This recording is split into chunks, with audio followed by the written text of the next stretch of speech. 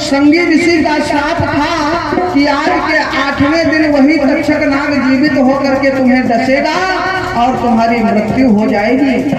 उधर से वो तक्षक नाग जीवित होकर के महाराज परीक्षित को डसने के लिए चल देता है और इधर देवताओं के वैद्य महाराज धनवंतरी महाराज परीक्षित को बचाने के लिए चल देते हैं।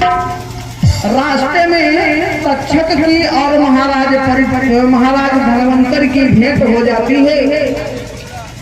महाराज धनवंतर ने कहा कि तुम कहाँ जा रहे हो? तक्षक ने कहा तुम कहाँ जा रहे हो? महाराज धनवंतर ने कहा कि मैं महाराज परीक्षित को बचाने के लिए जा रहा हूँ। तक्षक ने कहा कि मैं महाराज परीक्षित को डसने के लिए जा रहा हूँ। धनवंतर ने कहा तुम कितना विष लेकर के महाराज परीक्षित को डसने के लिए जा रहे हो? तक्षक ने कहा तुम कितना अमृत लेकर के महाराज परीक्षित को बचाने के लिए जा रहे हो। उस समय देखा एक हरा भरा वृक्ष लगा हुआ था। तक्षक ने अपने विष की फुंकार उस विष वृक्ष के ऊपर लगाई। वो वृक्ष जल करके राख की ढेरी बन जाता है। महाराज धनवंतर ने उस राख की ढेरी के ऊपर अपनी नजर डाली। वो वृक्ष ज्यों का त्यों हरा भरा फिर खड़ा हो जाता है। तक्षक ने मन में विचार किया कि इस प्रकार से तो महाराज परीक्षित की मृत्यु नहीं होगी, ऋषियों का श्राप मिथ्या हो जाएगा। तक्षक ने कहा चलो हमारी तुम्हारी परीक्षा अब वहीं पर होगी।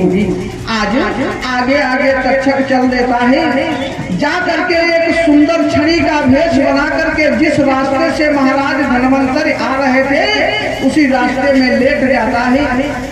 जब महाराज धनवंतर वहां पर पहुंचे वो बड़ी सुंदर छड़ी थी। देखा मन में लोभ आ गया, छड़ी को उठा करके अपने बगल के नीचे दबा लिया।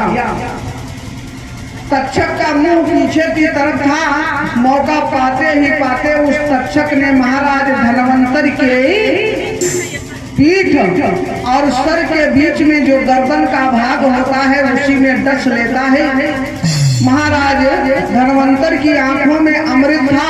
लाख कोशिश करते हैं गर्दन को मोड़ते हैं लेकिन इस भाग के ऊपर नजर नहीं जाती है और महाराज धनवंतर की मृत्यु हो जाती है। अब तक्षक वहां से चलता है। जा करके देखा शीश महल में महाराज परीक्षित बैठे हुए हैं, कोई भी उनसे मिल नहीं सकता है। महलों में वो जाए तो जाए कैसे? इतने में देखा कि एक ब्राह्मण देवता बड़े सुंदर सुंदर पुष्पों को लेकर के महाराज से भेंट करने के लिए जा रहे हैं। तक्षक ने अपना छोटा सा रूप बना करके एक पुष्प में बैठ जाता है और जब वो ब्राह्मण देवता उन पुष्पों को लेकर के महाराज परीक्षित के पास में पहुंचे। आज महाराज परीक्षित उसी पुष्प को उठा करके उसकी सुगंध लेना चाहते हैं और वो तक्षक अपने असली भेष में आकर के महाराज परीक्षित की नाक में डस लेता है। क्योंकि भैया कथा को सुनते सुनते महाराज परीक्षित का शरीर जो था वो वज्र का हो चुका था, पत्थर का हो चुका था। जिस समय सुखदेव जी महाराज भीम के बल का बखान कर रहे थे, कथा से महाराज परीक्षित का थोड़ा सा ध्यान हट गया।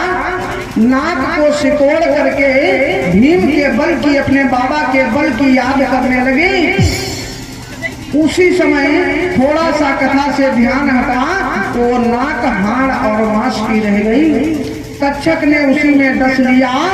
महाराज परीक्षित की मृत्यु हो जाती है। स्वर्ग से विमान आता है। भगवान विष्णु के पार्षद महाराज परीक्षित की आत्मा को बड़े आदर सम्मान से रथ में बिठा करके भगवान के परम धाम को चले जाते हैं। प्रेम से बोले